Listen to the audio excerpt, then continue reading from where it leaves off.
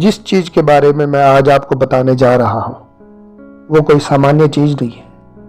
हिमालय में अगर कभी जीवन में किसी की यात्रा लग जाए और हिमालय में किसी के रहने की इच्छा हो जाए और इच्छा के साथ साथ भ्रमण इस प्रकार का कि मुझे अपने दिव्य सनातन धर्म, इसमें यंत्र मंत्र तंत्र इन चीजों का ज्ञान हो, ऐसे भगवान के चरणों में अगर आप प्रार्थना रखकर निकले तो भगवान महादेव स्वयं से अपने आप संत के रूप में, साधिका के रूप में, साधक के रूप में आपको नित्य नवीन नवीन वस्तुओं के दर्शन करवाते हैं।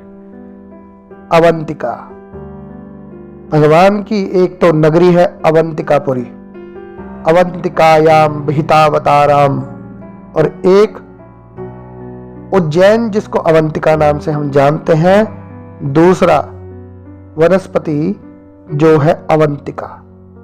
ये अवंतिका आज तक सभी लोगों ने सुना कि नहीं सुना, लेकिन जिस चीज के बारे में मैं बताने जा रहा हूं, बड़े बड़े तांत्रिक मांत्रिक यांत्रिक इसके पीछे पड़े रहते हैं जिनको पता है।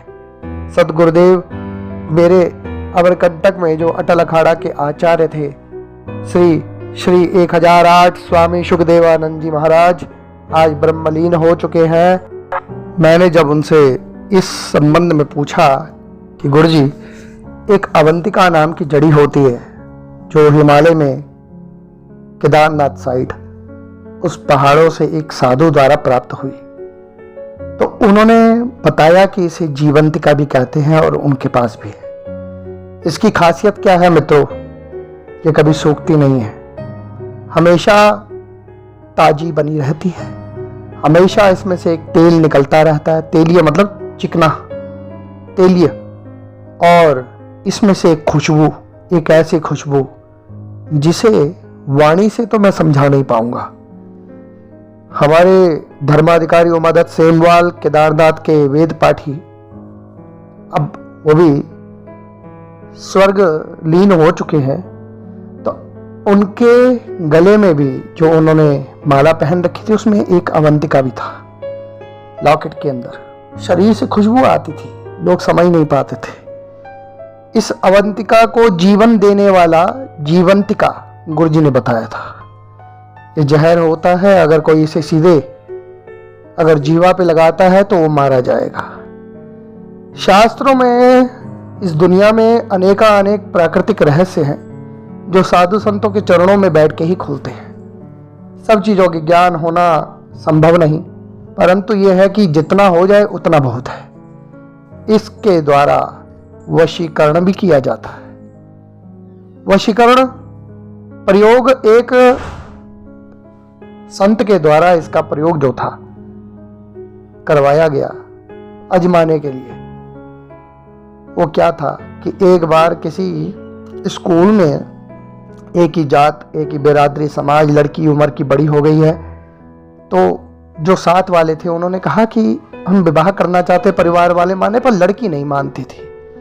जब तक वो अवंतिका का प्रयोग नहीं था तब तक वो बहुत बार पहले भी बोल चुके थे, लेकिन जब अवंतिका आई और वो प्रयोग सोचा कि चलो करके देखते हैं, कोई गलत जगह नहीं, अच्छी जगह था, समाज एक था, परिवार वाले माने थे, लड़की नहीं मानती थी। उसका प्रयोग करवाया गया। तिलक लगा के जब वो गए, मंत्र के बाद, उसके बाद उस लड़की ने जो आज तक ना बोला, सहज पता नहीं क्या भाव उत्पन्न हुआ, मान गई। देखो ये होता है वशीकरण का प्रभाव, मंत्रों का और द्रव्यों का असर क्यों नहीं होता है, परंतु द्रव्य क्या है? अवंतिका।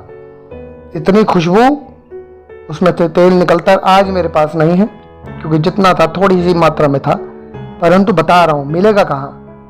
केदारनाथ की जो पहाड़ियां हैं, जो कोई ऐसी पहाड़ी जहां पर चिकनाहट बहुत ज्यादा हो, पत्थरों पर काई जम गई हो, उस जगह पर जहां खुशबू भी हो, हल्की हल्की खुशबू, मतलब अपने आप पता लग जाएगा, वही काई उसकी पहचान है, अवंतिका।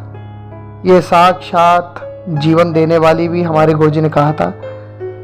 इसके कई सारे प्रयोग, कई सारे विधान हैं, लेकिन इसका वशीकरण का तो प्रत्यक्ष देखा है। इतनी दिव्य और मतलब जबरदस्त ये एक ऐसी वनस्पति है। इसलिए हिमालय में क्या क्या है, कहाँ कहाँ है, ये तो साधु संतों की कृपा से, भगवान शिव की कृपा से ही प्राप्त होता है, पता लगता है। तो आज आपको जो पूरे YouTube में कहीं किसी ने नहीं बताया होगा, उसके संबंध में बताया मैंने। हर हर महादेव।